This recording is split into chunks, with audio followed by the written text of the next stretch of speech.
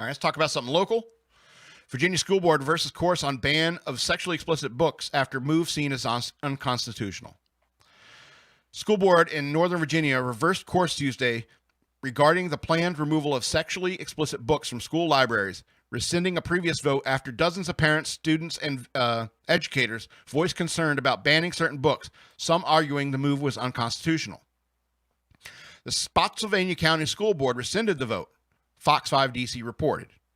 After public discussion went on for hours Monday night, as 68 people had signed up to speak, hundreds, including parents, students, teachers, and librarians, were in attendance, the Freelance Star reported. The heated public discussion came after the board moved last week to remove all books considered sexually explicit, but failed to develop specific qualifications on what categorization meant. Two parents had expressed concern over the content of two books, Call Me By Your Name and 33 Snowfish, which the daughter had access to through the Riverbend High School. That is, like, seriously, like stone's throw from where I live. But several speakers gathered in Chancellor High School's auditorium. I've been there. Monday directed their outrage at two board members, Kirk Twigg and Robbie Abusmel. Robbie is a friend of mine. I know that guy, who publicly declared the books to be burned, which critics compared to the Nazi regime's book burnings before the onset of the Second World War.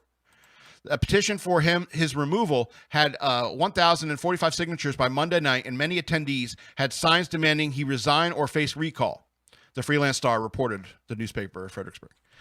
Quote, "You have made local, state, and national news, and not for a good reason," one woman said at a meeting, according to Fox 5. A male librarian said, "I can't believe I'm standing here tonight at the school board. I'm getting emotional in America in 2021 and having to talk about books being banned." Quote, "I have a message for every single student to you, school board. You have failed us." Abusmel, who is 24, and forgive me if I get the name wrong. I've never gotten it right, bro. I call you Rabbi H because that's how your name is spelled.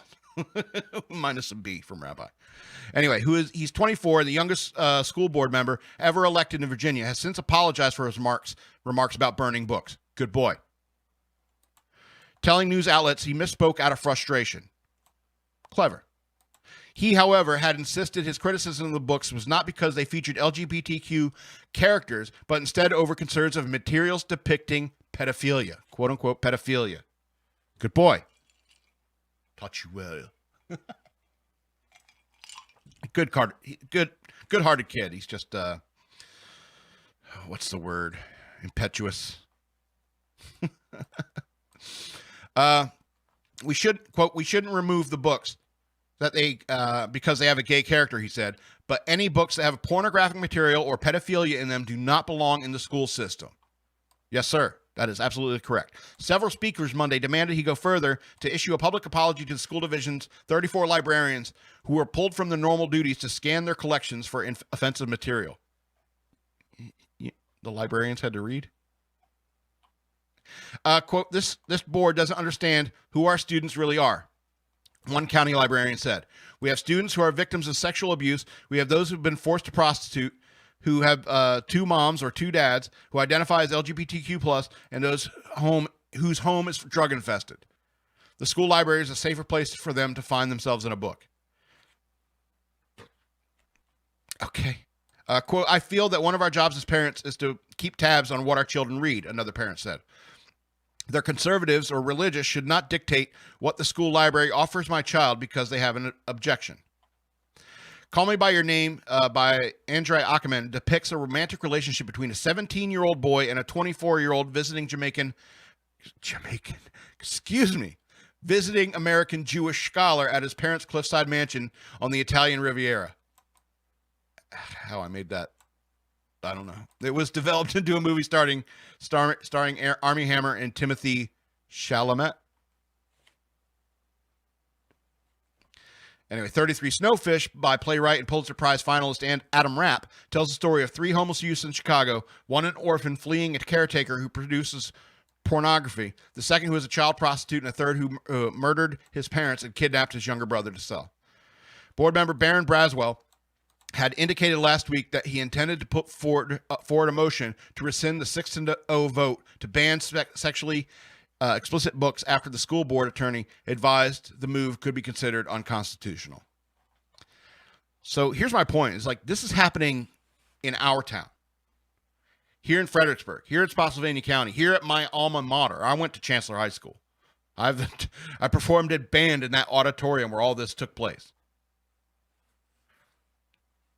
You know, I think people are catching on to the bullshit. And I think that that's a wonderful, wonderful thing. So I want to remind you again to go over to patreon.com/shockmonkeyradio to become a patron. I would appreciate your support. Sorry for our technical difficulties at the beginning, but hey, you know, I got less to edit tomorrow. Hey, I'd appreciate your support. Maybe we can provide more content. There was an email I didn't read because they were talking about, it's like, why don't you do more shows? And I was like, well, it takes money to buy time at FXBG Public Radio. It's not much. You know, if I had like 4 patrons, I could get another hour here at FXBG Public Radio.